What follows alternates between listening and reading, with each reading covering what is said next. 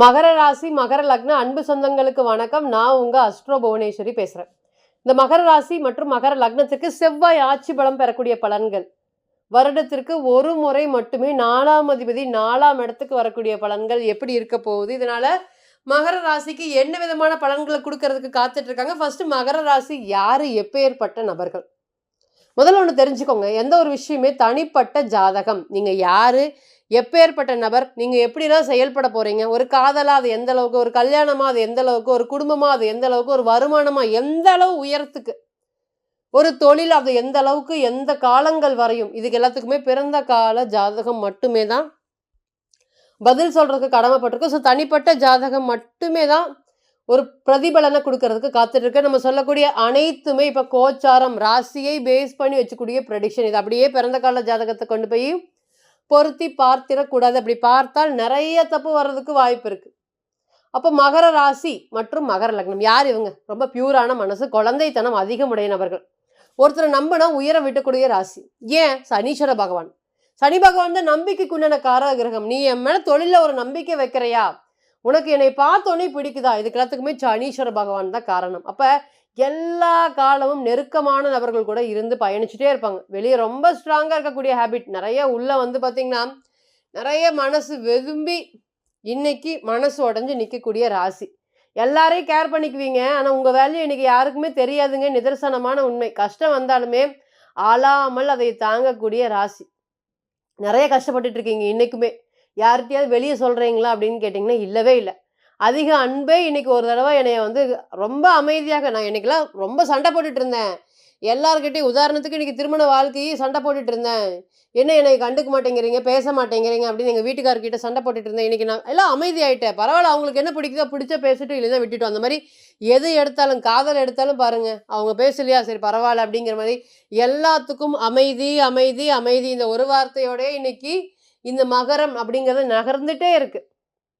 எல்லா இடத்துலையும் நான் ஒரு லாஸ் ஆயிட்டேன் அப்படிங்கிற மாதிரி ஒரு ஃபீல் பண்ணக்கூடிய சுச்சுவேஷன். நிறைய பேசுறீங்க, வெளியே ஷேர் பண்ணிக்கிறதெல்லாம் ரொம்ப கம்மியா இருக்கு. இன்னைக்கு வெளியில சிரிப்பு, உள்ள நிறைய பெயின். மோட்டிவேட் பண்றதுக்கு இன்னைக்கு யாருமே இல்லை. நிறைய அடுத்தவங்களுடைய விஷயத்துல தலையிட்டு தளராடி முடிவுகள் எடுத்து இன்னைக்கு ஈகோ முடிவு எடுத்து தடுமாறி கஷ்டப்பட்டுட்டு இருக்கக்கூடிய ஒரே ராசி நீங்க தான். உங்களுடைய வேல்யூ உங்களுக்கு தெரியலைங்க. எல்லாத்துக்கிட்டையுமே கண்ணாடி மாதிரி பழகிட்டு இன்னைக்கு அன்பு கொடுக்கவே இல்லை. தவறுனாலும் மன்னிப்பு கேட்க நீங்க தயங்க மாட்டீங்க. ஆனால் உங்களோட பணத்தை வாங்கிட்டு உங்களுடைய பொருளாதாரத்தை யூஸ் பண்ணிக்கிட்டு உங்களையும் இன்னைக்கு யூஸ் பண்ணிட்டு உங்களை நடுத்தருவில் இன்னைக்கு நிற்க வைக்கிற மாதிரியான சூழ்நிலைகள் தான் இன்னைக்கு மகரம். நம்பிக்கை துரோகங்கள் ஒன்று நடக்காம இல்லவே இல்லை அப்படிங்கிற சொல்லவே முடியாது. அது எந்த வழியில வேணாலும் இருக்கட்டும். பண வழியில, பொருளாதார வழியில, எந்த தொழில் வழியில, வேலை வாங்கி கொடுத்த இடத்துல நீங்கள்லாம் வந்து பார்த்தீங்கன்னா நீங்களே ஹெல்ப் பண்ணிட்டு உனக்குலாம் நன்றி விசுவாசமே இல்லையா அப்படின்னு யாராவது ஒருத்தர் உங்களை கேட்காமே இருக்க மாட்டோம். அந்த அளவுக்கு தான் இன்னைக்கு உங்களுக்கு பேடான நேம் அப்படிங்கிறது வந்துட்டே இருக்கு. நீங்க செல்ஃபிஷான பர்சன் அப்படிங்கிறது இல்லவே இல்லை. ஆனா இன்னைக்கு உங்களை நோக்கி வரக்கூடிய வார்த்தைகள் என்ன? நீ செல்ஃபிஷு, நீ பெரிய அளவுக்கு வாழ்க்கையில முன்னேறி இருக்கலாம். ஆனா வந்து பாத்தீங்கன்னா இன்னைக்கு வந்து இதா இருக்க. நிறைய கம்பேரிசன் இன்னைக்கு வந்து பாத்தீங்கன்னா மகரம் கும்பம் ரொம்ப ஃபேஸ் பண்ணுது. ஒரே வீட்டுல மகரம் கும்பம் அண்ணன் தம்பியா இருந்தாலும் இந்த மகரம் பொறுத்தவரையும் வந்து பாத்தீங்கன்னா யதார்த்த தன்மையோட யாருக்கு என்ன வேணும் எல்லாத்தையும் எல்லாத்துக்கும் கொடுத்துட்டு பழகிட்டு, இந்த கும்பம் ரொம்ப விவரமானது, வியாக்கியானமானது. அப்போ என்ன அப்படின்னு கேட்டிங்கன்னா ஒரே குடும்பத்தில் இருக்கக்கூடிய நபர்களால் பிரச்சனை. அண்ணன் நல்லா வந்துட்டான், நீ வரவே இல்லை. தம்பி நல்லா வந்துட்டான், அண்ணன் வரவே இல்லை. பொருளாதாரத்தில் தம்பி எங்கேயோ போயிட்டு இருக்கான், அண்ணன் வளரவே இல்லை. இந்த மாதிரி ஏன் நான் மட்டும் இப்படி இருக்கேன்? என்னை வந்து பார்த்திங்கன்னா எக்ஸாம்பிள் சொல்லி காயப்படுத்துகிறாங்க. எதனால் அப்படின்னு கேட்டிங்கன்னா இந்த சனீஸ்வர பகவானுடைய 2 வீடு இருக்கிறதுனால தான் இந்த அளவுக்கு பெரிய பிரச்சனைகள். இந்த கம்பேரிசன் அப்படிங்கிறத மகரம் இன்னைக்கு ஃபேஸ் பண்ணிட்டு இருக்கு. இன்னைக்கு டிசப்பாயின்மெண்ட் யாரையுமே பண்ணக்கூடாதுங்கிறதுனால எல்லாரையும் சரின்னு கேட்கக்கூடிய நபர் நீங்கள். இன்னைக்கு உங்களை யாரும் சரின்னு கேட்கவே இல்லை. இன்னைக்கு உங்களை யாரும் கண்டுக்கவே இல்லை. இன்னைக்கு உங்களுக்கு மோட்டிவேஷன் பண்ணுறதுக்கு யாரும் இல்லை. இதுக்கு எல்லாத்துக்கும் என்ன காரணம்? சனீஸ்வர பகவான் மட்டுமே தான் காரணம். இன்னைக்கு பாருங்கள் 3ஆம் இடத்துல இருக்கிறார். முட்டி மோதலைங்க எப்படியா ஜெயிச்சோணும் அப்படின்னு. ஆனால் ஏதாவது ஒரு விஷயம் நடக்குது அப்படின்னு கேட்டிங்கன்னா இல்லை. இன்னைக்கு பாரு நம்ம பேசும்போது பாருங்கள் சனி செவ்வாயோட இணைக்குது. அப்போ என்ன நல்லது பண்ணுறவங்களுக்கு செல்லப்பெல்ல அப்படின்னு சொல்லக்கூடிய ஒரே காரணத்துக்கான சனீஸ்வர பகவானுடைய ராசியில் பிறந்த நீங்கள் இன்னைக்கு எல்லாரையும் சரின்னு கேட்குற மாதிரியான ஒரு சூழ்நிலைகள் தான் கொடுத்துருக்கு. நம்ம ரீசெண்ட் டைமில் ஒரு ஜாதகத்தை பார்த்தோம். அவரோட 2023 பார்த்தோம். பொருளாதாரத்தில் ரொம்ப கவனமாக இருங்க, அடுத்தடுத்து வரக்கூடிய காலங்கள் ரொம்ப கஷ்டமாக இருக்குது, ஃபீஸ் கட்டுறதுக்கே நீங்க தடுமாறக்கு உண்டான ஒரு சூழ்நிலைகள் எல்லாமே அடுத்தடுத்து வரதுக்கு காத்துட்டு இருக்கு. ஸோ ரொம்ப கவனமாக இருங்கன்னு கரெக்ட்டா வந்து பார்த்தீங்கன்னா, அந்த காலங்கள் வந்துச்சு. அவருக்கு பெரிய அளவுக்கு ஒரு ஃபினான்ஷியல் லாஸ் அப்படிங்கிறது ஏற்பட்டுச்சு.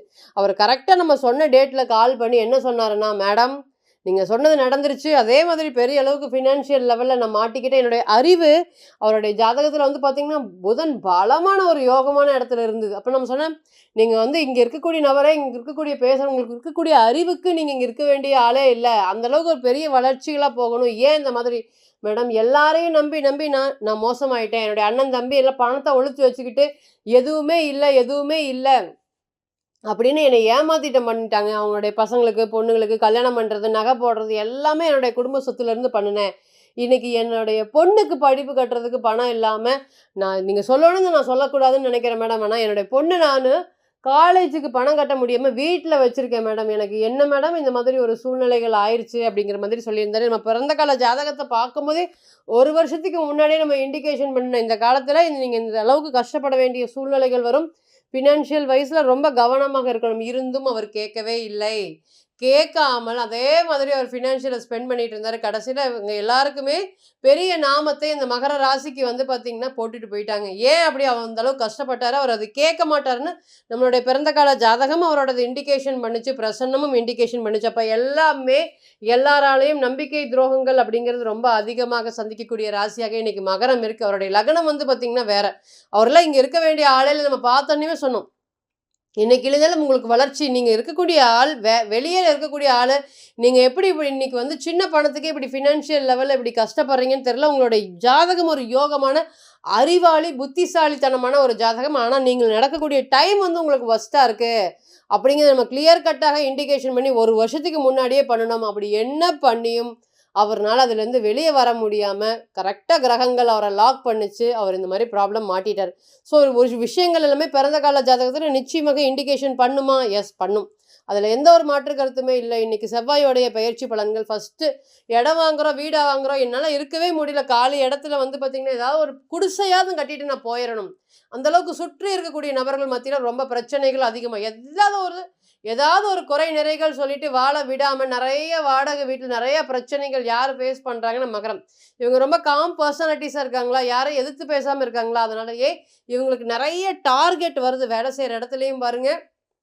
அதேபோல குடியிருக்கிற இடத்துலயுமே நெறைய பேர் இவங்கள டார்கெட் பண்றாங்க. ஏதாவது பண்ணி இவங்கள அனுப்பி விட்டுறணும் அப்படிங்கிற மன உளைச்சல் காரணமாக ஒரு வீடு இருந்தா போதும்.